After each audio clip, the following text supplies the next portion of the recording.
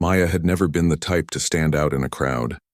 At 22 years old, she was the kind of person who blended into the background, always sitting in the corner during gatherings, always the last one to raise her hand in class.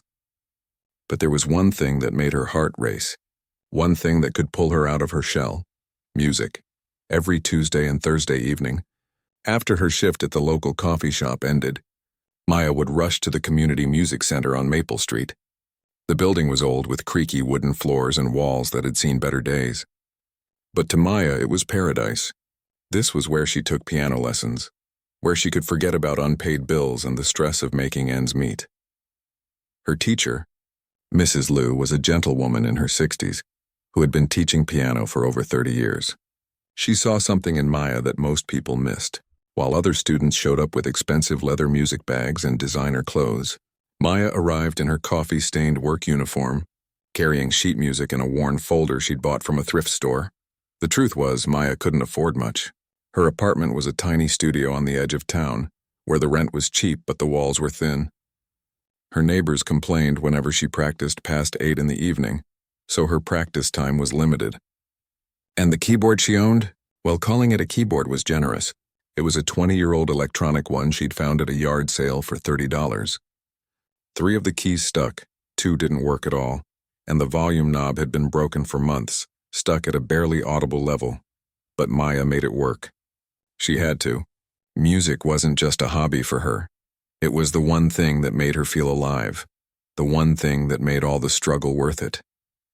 When her fingers touched those keys, even the broken ones, she could forget about everything else.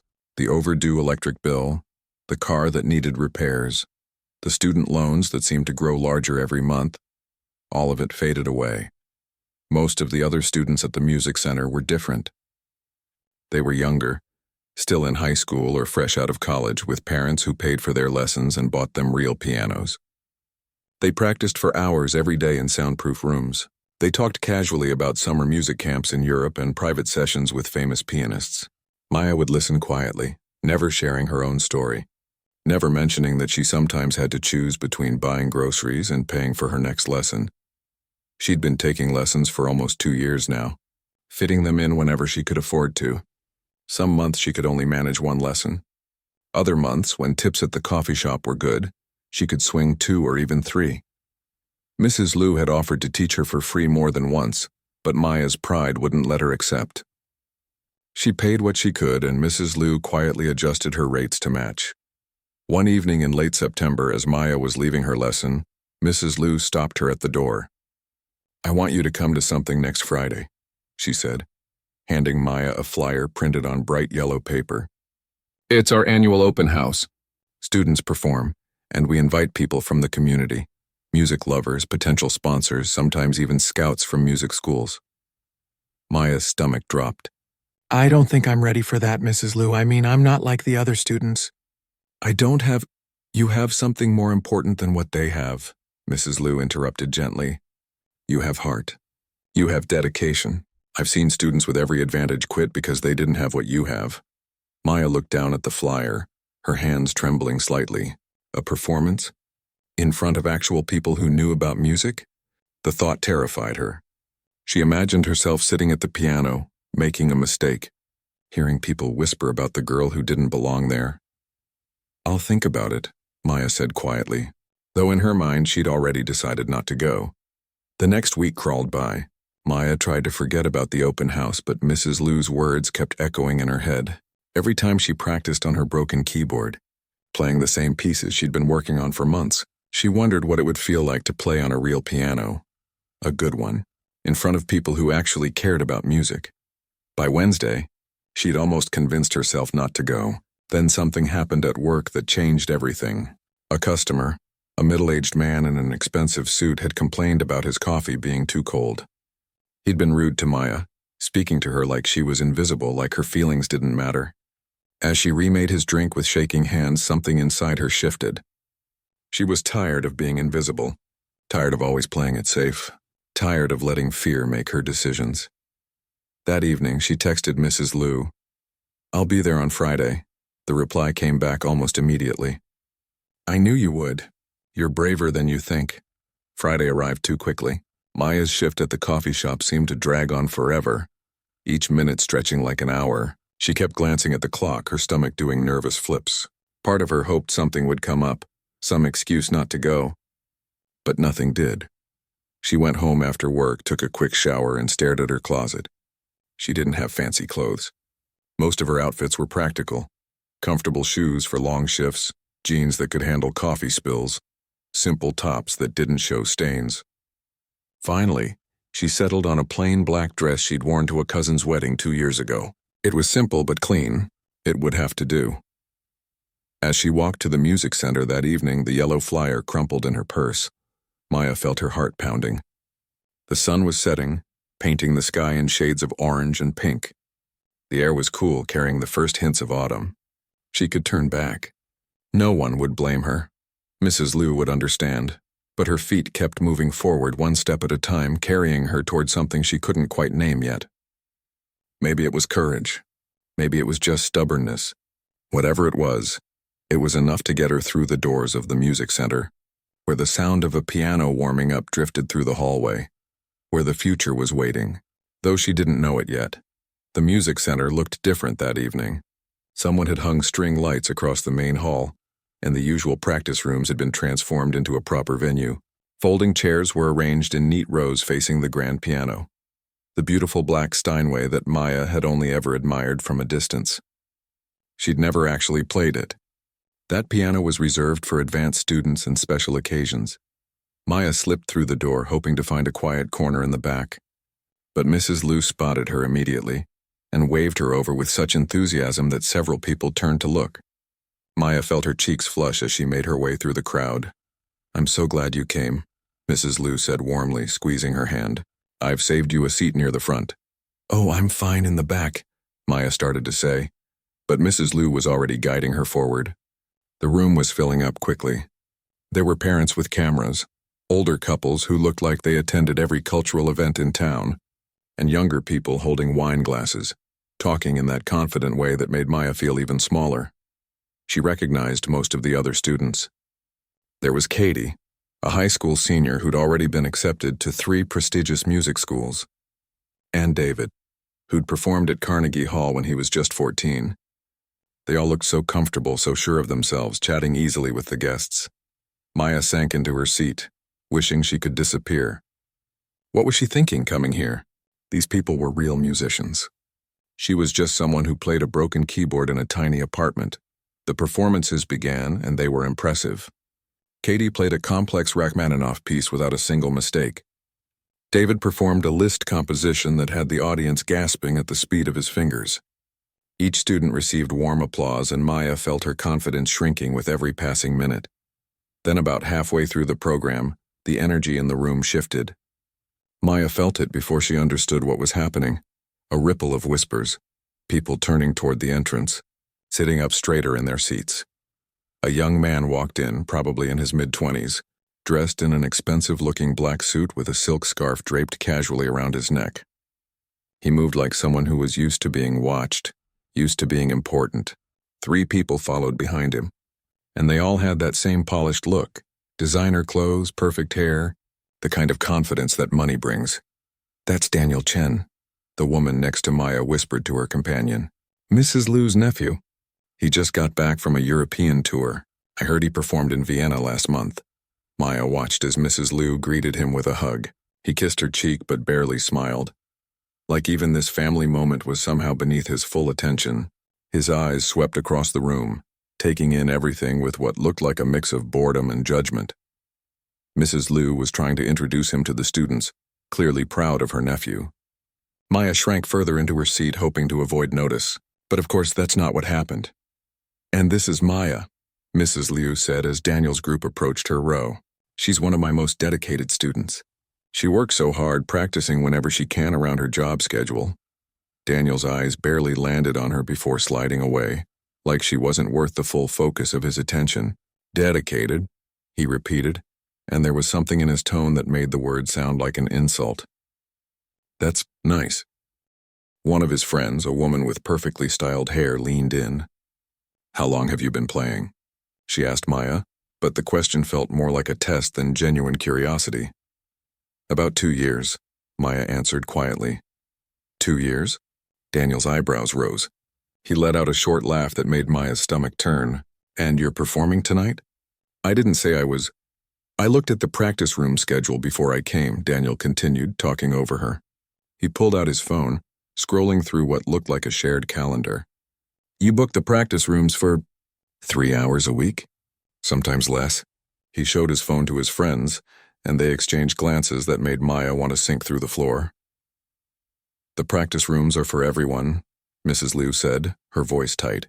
Maya works full-time. She fits in practice when she can. Right, of course, Daniel said, but his smile was sharp. I just mean, real pianists live and breathe their instrument.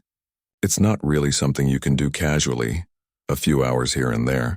It takes complete dedication, years of daily practice, the right training from childhood. He gestured vaguely at the room. This isn't really a hobby club where participation trophies mean anything. A few people nearby had stopped their conversations to listen.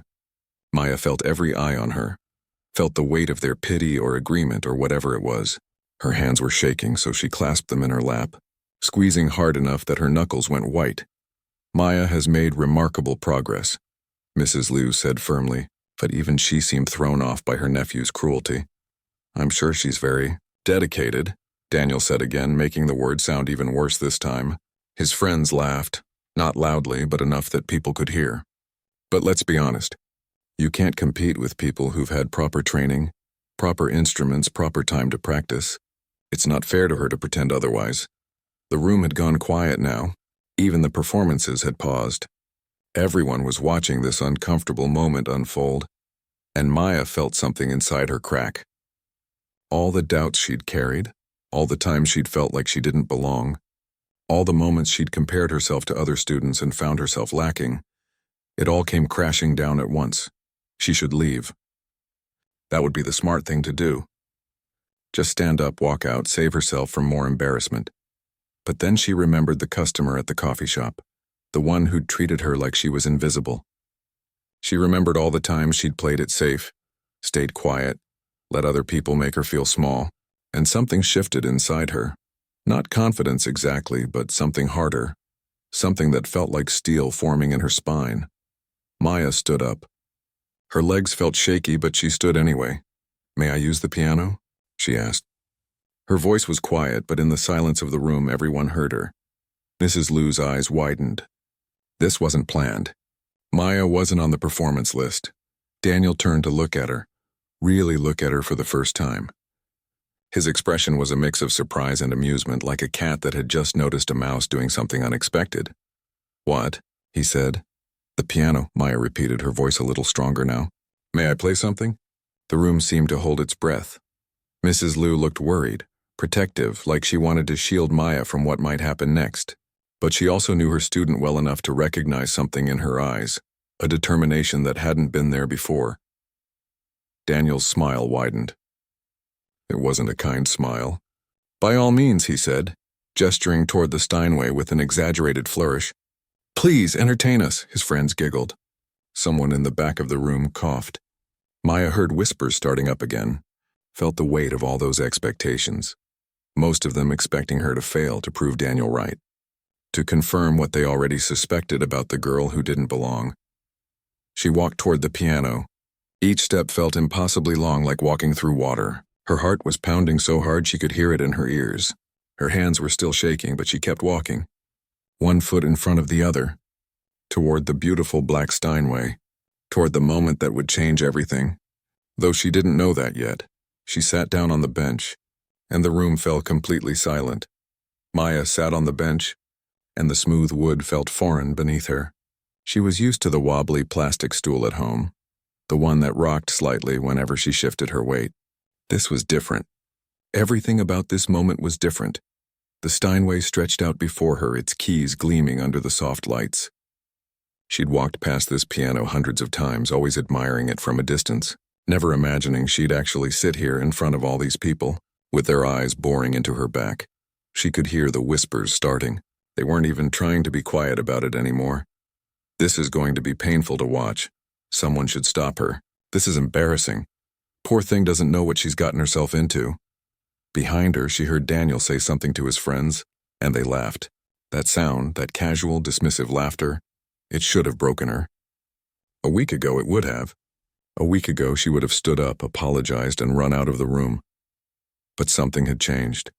Maybe it was all the months of struggling, all the nights she'd practiced on broken keys while her neighbors banged on the walls. Maybe it was every time she'd been treated like she didn't matter, like her dreams were less important because she didn't have money or connections or the right background. Maybe it was just that she was tired of being invisible. Maya closed her eyes and took a deep breath. She let all the noise fade away, the whispers, the expectations, the judgment. She thought about why she'd fallen in love with music in the first place. It wasn't about impressing anyone. It wasn't about being perfect. It was about that feeling, that moment when the world fell away and there was nothing but sound and emotion and truth. Her hands moved to the keys.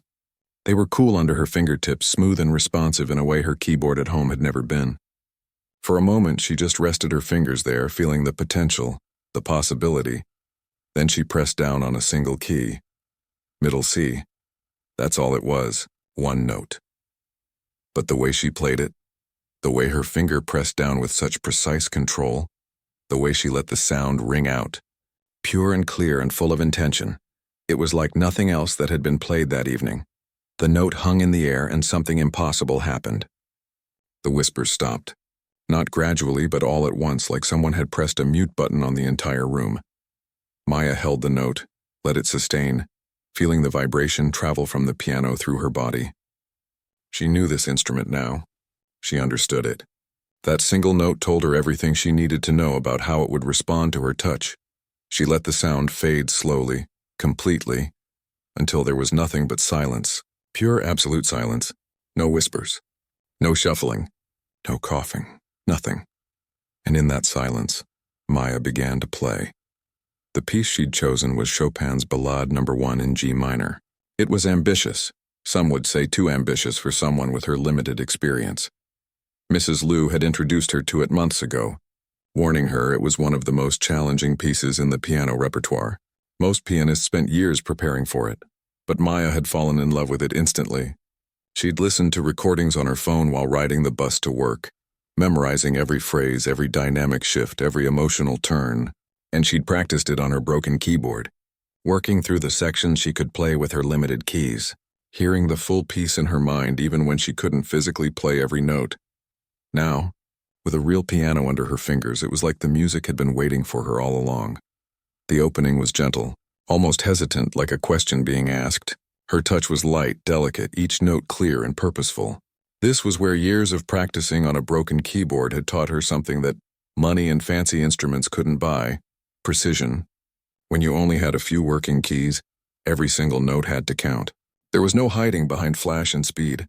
Every sound had to mean something. The melody began to build, and Maya's fingers moved with growing confidence. She wasn't thinking anymore about the people watching, about Daniel and his cruel words, about all the reasons she supposedly didn't belong here. She was inside the music now, living it, breathing it. The piece moved into its first dramatic section and her hands flew across the keys. This was the part that usually made audiences gasp. The technical difficulty, the speed, the precision required. But Maya had practiced these runs thousands of times in her mind, her fingers moving in the air when she couldn't get to a piano, her brain creating the muscle memory even when she didn't have the physical instrument. Somewhere in the third row, an older man leaned forward in his seat, his eyes wide. He was a retired piano professor, someone who'd taught for 40 years and thought he'd seen everything. But this was different. The young woman at the piano wasn't just playing notes. She was telling a story, and every single person in the room could feel it. The music softened again, moving into a section of heartbreaking beauty. Maya's touch was so controlled, so sensitive, that people forgot to breathe. The melody seemed to float above the accompaniment, delicate as a spider's web, strong as steel. This was the thing about Maya that no one had understood, that Daniel in his arrogance had completely missed. She hadn't had the luxury of expensive lessons from childhood or hours of daily practice time, but what she had was something rarer, something that couldn't be taught or bought. She had lived the emotion of this music, every struggle, every moment of doubt, every time she'd been made to feel small. It was all there in the way she played. The music wasn't just notes on a page. It was her life, her heart, her truth. In the back of the room, Daniel had stopped smiling. His face had gone pale and he stood frozen, his wine glass forgotten in his hand. One of his friends tried to say something to him, but he didn't respond. He couldn't. He was transfixed, horrified, beginning to understand what he'd done. The piece built toward its climax, and Maya's whole body was engaged now. Her shoulders, her back, her feet on the pedals, everything working together to create sound that seemed impossible from a single instrument. The piano sang and roared and whispered, and Maya was the one controlling it all, channeling something bigger than herself. Mrs. Liu stood in the corner, tears streaming down her face. She'd known. She'd always known that Maya had this in her, but seeing it unleashed, seeing her student finally playing on an instrument worthy of her talent, seeing her claim her space in a room that had tried to make her feel small, it was more than she'd dared to hope for. The music crashed through the climactic section like waves against rocks, powerful and unstoppable. Then it began to recede, pulling back, growing softer, more reflective. Maya's fingers moved with exquisite tenderness through the closing phrases, each note a goodbye, each chord a release. The final notes faded into silence. Maya's hands lifted from the keys and settled in her lap. She sat very still, her eyes closed, coming back to herself slowly like waking from a dream. The room remained silent. Not a single person moved. Not a single person breathed. It was the kind of silence that follows something extraordinary, when words feel inadequate and everyone needs a moment to process what they've just witnessed. Maya opened her eyes. She turned slightly on the bench, finally allowing herself to look at the audience. And what she saw took her breath away. For what felt like an eternity, nobody moved. Maya sat at the piano, her hands still trembling slightly, her heart pounding so hard she thought everyone could hear it. The silence stretched on, and for a terrible moment she wondered if she'd somehow gotten it all wrong, if she'd made a fool of herself after all. Then someone stood up. It was the older man from the third row, the retired professor. He started clapping, and the sound broke the spell that had fallen over the room. Suddenly, everyone was on their feet. The applause started as a wave and became a thunderstorm. People weren't just clapping, they were cheering, some with tears running down their faces. The woman next to where Maya had been sitting was crying openly, not even bothering to wipe her eyes. A young couple near the back were holding each other, both visibly moved. Maya stood up from the bench, her legs shaky, and she honestly didn't know what to do with herself. She'd never experienced anything like this. At the coffee shop, the best she usually got was a tired thanks when she handed someone their order. This was overwhelming. Mrs. Liu rushed forward and wrapped her arms around Maya, holding her tight. "I knew it," she whispered into Maya's ear. "I always knew you had this in you." People were pressing forward, wanting to talk to her, to shake her hand, to tell her how the music had made them feel. The retired professor introduced himself as Dr. Park. "I taught piano at the conservatory for 40 years, he said, his voice thick with emotion. "And I can count on one hand the number of times I've heard someone play with that much soul. What you did with that piece, the control, the emotion, the interpretation, it was masterful." "I'm not a master," Maya said quickly, feeling embarrassed. I only practice a few hours a week. I work full-time. I don't even have a real piano." "That," Dr. Park said, gripping her hand firmly, "is exactly what made it so remarkable. You've learned to make every note count. Most students have so much access to instruments that they forget the value of each individual sound. You haven't had that luxury, so you've developed something most pianists spend decades trying to achieve." More people surrounded her. A woman who introduced herself as the director of the city's arts foundation. A couple who ran a music venue downtown. A journalist from the local newspaper who'd come to write a standard feel-good piece about the community center, and was now frantically taking notes on something much bigger. Through the crowd, Maya caught sight of Daniel. He was still standing where he'd been when she started playing, but he looked completely different now. The arrogance was gone. His face was pale, his expression stunned. His friends had moved away from him, looking uncomfortable, like they didn't want to be associated with what he'd said earlier.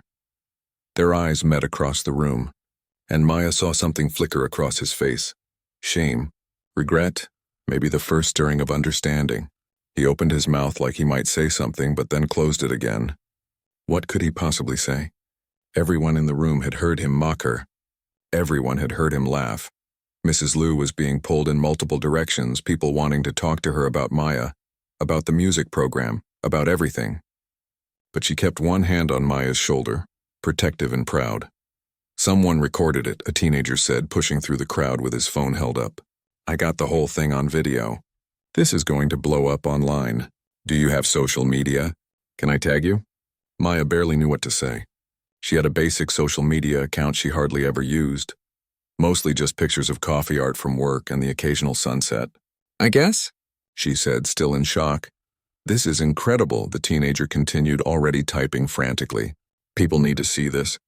The way you shut down that guy who was being such a jerk. Sorry, Mrs. Liu. But seriously, this is the kind of thing that goes viral. Talent overcoming hate. It's perfect.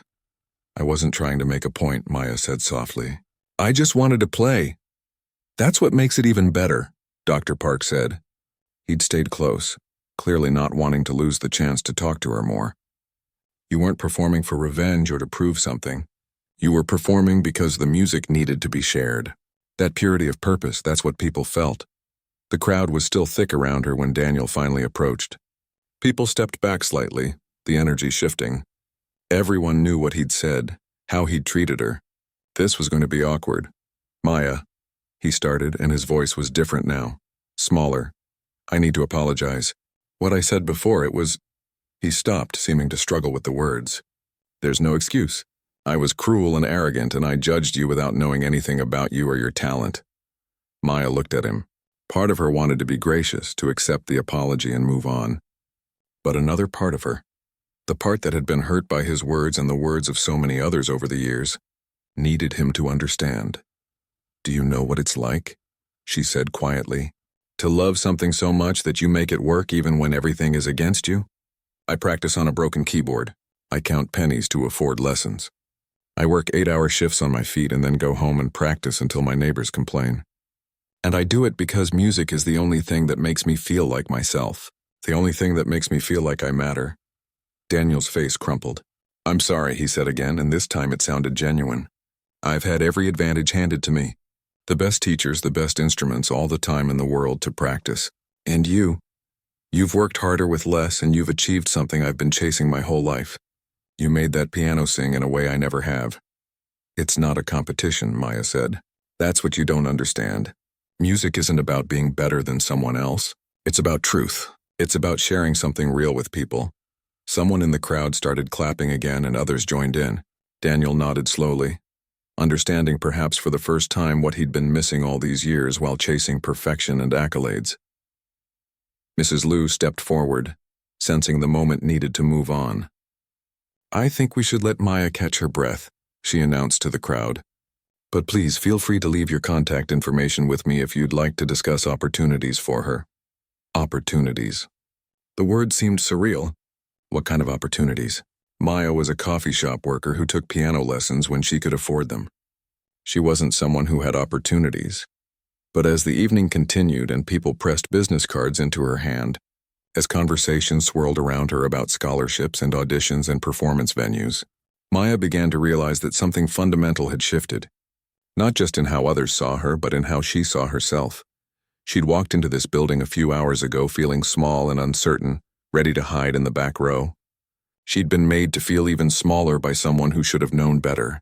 But then she'd made a choice, a brave, terrifying choice to let her voice be heard, and the world had listened. As the crowd finally began to thin and people started heading home, Maya found herself alone for a moment at the piano. She sat back down on the bench and gently pressed that same middle C that had started everything. The note rang out clear and true, and Maya smiled. One note had changed everything. One moment of courage had opened doors she didn't even know existed. And this, she realized, was just the beginning. Mrs. Liu approached with a thick stack of business cards and contact information. I think, she said with a knowing smile, you're going to need to cut back your hours at the coffee shop. Maya laughed, really laughed, for the first time all evening. Maybe just a little, she agreed. Through the window, she could see people on the sidewalk still talking animatedly, probably about what they'd just witnessed.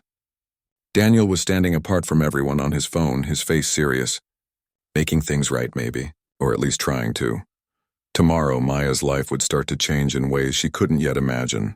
But tonight, in this moment, she was just a young woman who'd played the piano and touched people's hearts. And that, she thought, was more than enough. Maya woke up the next morning to her phone buzzing nonstop. At first, she thought something was wrong.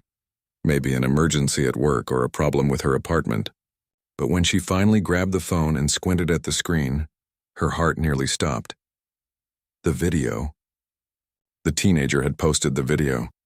It had been viewed over 50,000 times overnight, and the numbers were climbing as she watched.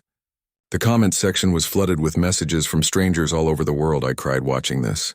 Real talent doesn't need fancy equipment. This is what dedication looks like. Respect. The way she played that first note and everyone went silent, I got chills. That guy who laughed at her must feel like garbage. Now, good. Maya scrolled through hundreds of comments, her coffee growing cold on her nightstand. People were sharing the video, tagging their friends, writing long posts about how her performance had moved them. Someone had even created a hashtag. She wouldn't have known what that meant a day ago. Her phone rang. It was Mrs. Liu. Have you seen? Her teacher asked, her voice bright with excitement. I'm looking at it right now, Maya said, still trying to process everything. This is crazy. I don't understand how this happened so fast. The world was ready for your story, Mrs. Liu said simply.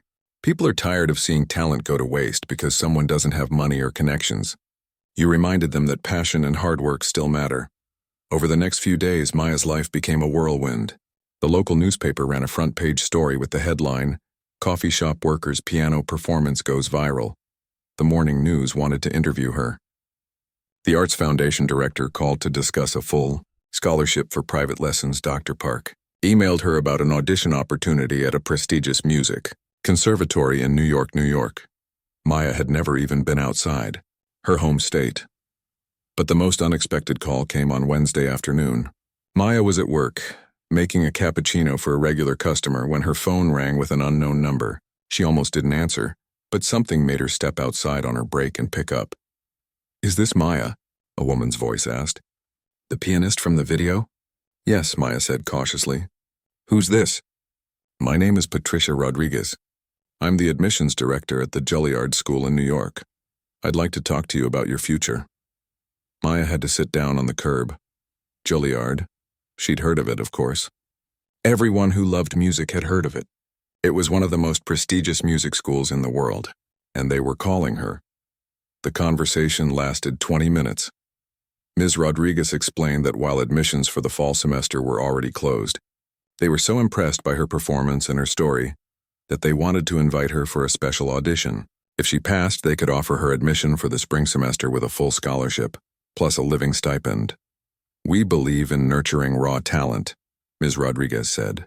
And what you demonstrated in that video, the emotional depth, the technical control despite your limited resources, that's exactly the kind of potential we look for.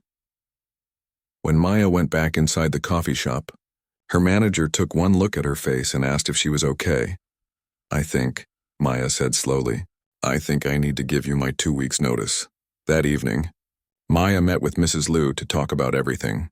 They sat in the same practice room where Maya had taken lessons for the past 2 years, surrounded by the familiar scuffed walls and slightly out-of-tune practice piano.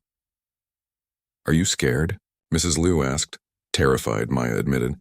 New York is so expensive. What if I'm not good enough?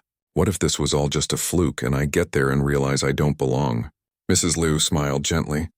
You've felt like you didn't belong your entire life, haven't you? At the music center, in conversations with other students, even sitting in that audience last Friday night. But Maya, the truth is that you've always belonged. You just needed to believe it. What if I fail? What if you succeed? Mrs. Liu countered. What if you get there and discover that you're exactly where you're supposed to be? What if all those struggles, all those nights practicing on a broken keyboard, all those moments of doubt, what if they were all preparing you for this? Maya felt tears starting to form. I'm going to miss you. I'm not going anywhere, Mrs. Liu said, squeezing her hand. And neither is this room. It'll be here whenever you need to come home. But Maya, you need to go. You need to see what you're capable of when all the barriers are removed. The next few weeks passed in a blur. Maya gave notice at the coffee shop and her co-workers threw her a small party on her last day. Her regular customers came in to say goodbye and wish her well.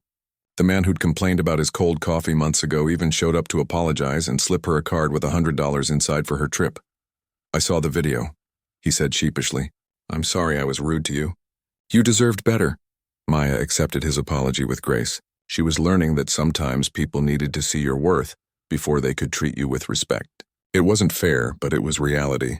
And now that people had seen what she could do, doors were opening that she'd never imagined possible. Daniel reached out too.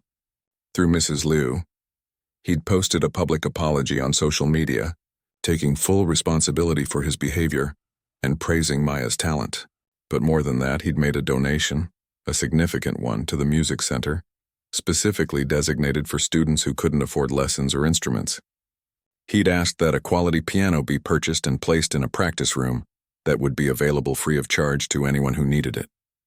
He wants to call it the Maya Practice Room. Mrs. Liu told her. "No," Maya said firmly. "Just call it the Open Practice Room. This isn't about me. It's about making sure the next person who loves music but doesn't have money gets a chance too." On her last night in town, Maya went to the music center one final time. The new piano had been delivered, a beautiful upright, nothing as grand as the Steinway, but infinitely better than what she'd learned on. She sat down and played, not for an audience this time, just for herself. She played the pieces she'd struggled with, the ones she'd practiced on broken keys. She played the melodies that had kept her going through double shifts and tight budgets and moments when giving up seemed easier than pushing forward. She played until her fingers were tired and her heart was full. When she finally stood up to leave, she found Mrs. Liu waiting in the doorway. "Ready?" her teacher asked. "I think so," Maya said. "As ready as I'll ever be." They walked outside together and Maya looked up at the sky. Stars were visible tonight, bright against the darkness. She thought about the path that had led her here.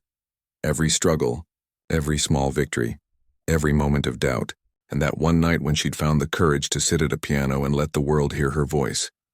"You know what the best part is?" Maya said. "A month ago I would have looked at my life and seen everything I didn't have. The nice piano I couldn't afford, the lessons I had to skip, the time I couldn't practice, all the things that made me feel like I wasn't enough. And now?" Mrs. Liu asked. "Now I realize those things made me who I am. They taught me to value every single note. They forced me to find the music inside myself instead of just in my fingers. They made me understand that music isn't about perfection, it's about truth." Mrs. Liu hugged her tightly. "Go show them what truth sounds like."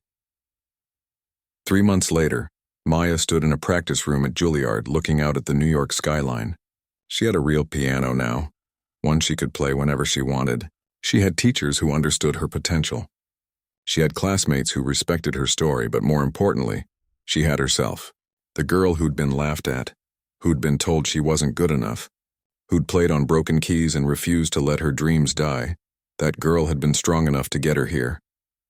And every time she sat down at a piano, she remembered that first night. The moment she pressed that single note and the room went silent. The moment she decided her voice deserved to be heard. That moment had changed everything. And it would stay with her forever. A reminder that sometimes the greatest music comes not from perfect circumstances, but from the courage to play anyway.